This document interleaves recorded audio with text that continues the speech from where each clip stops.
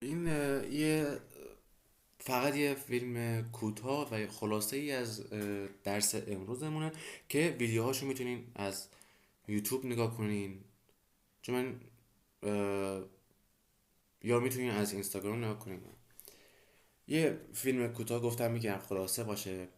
خب میخوام که در مورد کوشن تگ توضیح بدم، کاربرداش اصلا چی هستش، کاربرداش، ساختارش، بقیه. کاربرد اول اینکه کوشن تگ یه جمله خبریه که آخرش یه سوال کوچولو اه، بهش اضافه میشه. ساختارش چیه؟ وقتی که جمله خبری مثبت باشه کوشن تگ منفیه، اگه منفی باشه کوشن تگ مثبته. و اینکه باید توجه کنید که معنی منفی نده. اگه معنی منفی میده جمله خبری کوشن تگ مثبت بگی. و اینکه بذار ببینیم دیگه چی دارم.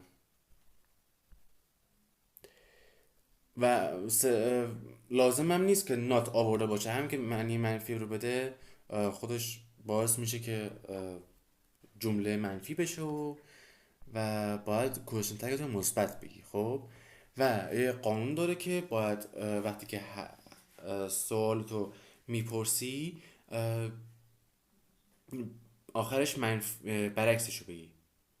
خب اگه مثبت بود منفی بگو کوشن تگت رو.